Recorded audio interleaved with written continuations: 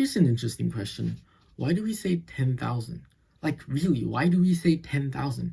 If we look, we have ones, tens, hundreds, and thousands. In each one of these cases, by adding a zero, we are making a completely new word. And then we get to 10,000. But we don't make a new word. We just say, well, 10,000. And it's not like the concept of 10,000 is completely new or foreign. Languages like Chinese, Korean, and Japanese actually do have a word for 10,000. So why doesn't English have one?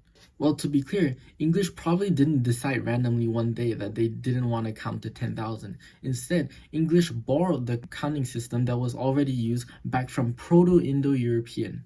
So why doesn't Proto-Indo-European have 10,000?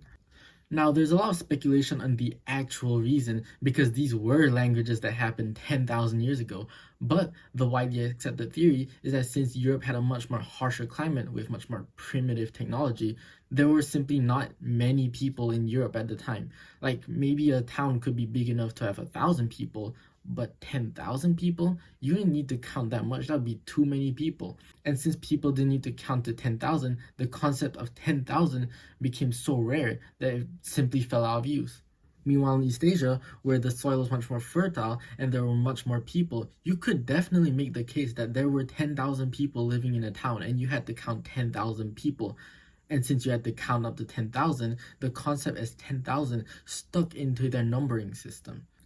Funnily enough, Indo-European languages, including English, actually did have a word to describe 10,000, but the death knell for its use came with the adoption of a million. See, a million as a concept was invented by the Romans who wanted to stop saying 1,000,000, because what, is a trillion gonna be 1,000,000,000,000,000? That would make no sense. So, a million was invented.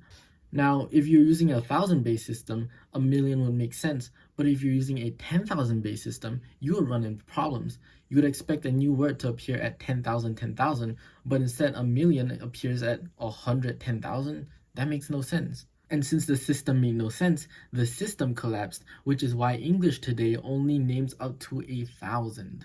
Pretty interesting, right? So, here's the challenge for today's video. Can you find any other language with a different counting system? Leave your thoughts in the comments below, and bye bye!